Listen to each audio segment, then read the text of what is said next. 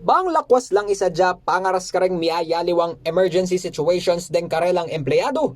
Midaw niyang earthquake and fire drill ing Laos Group of Companies o LGC ngening Biyernes, April 12.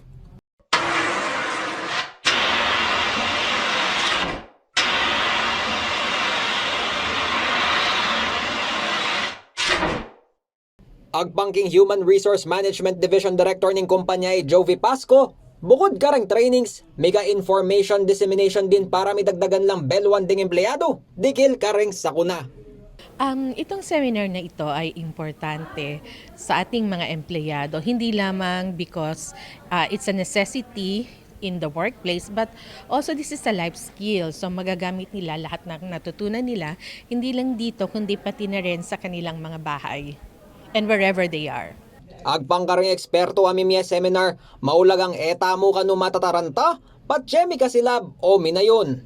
Pakatandanan mo naman kanuing duck cover and hold king lalam lamesa kabang mamayon at lumwal king pega malapit a far exit kay bat naniti. Istungatin naman kanung masisilab, siguraduhan na masalese mamagbaba o mag-evacuate king muring fire exit at mausagad bombero. Pakisabi ramo ring mayap na alinala mag-live king social media rin kasi silaban, uling maulagaing kada segundo.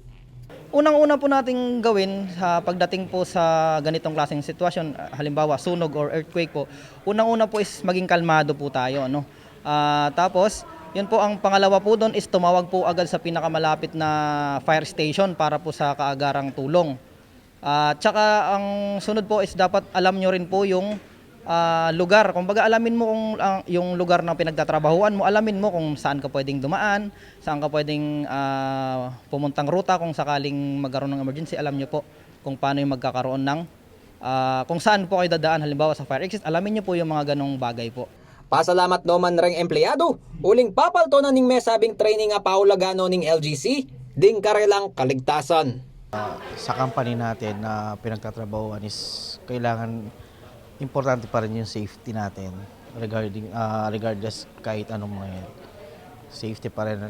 For example, ngayon is Fire Prevention Month. So, kailangan natin malaman kung ano yung dapat nating gawin o maging aware tayo. Yako po kayong talasuyo, Lizan Morten, ating pusong makabalen.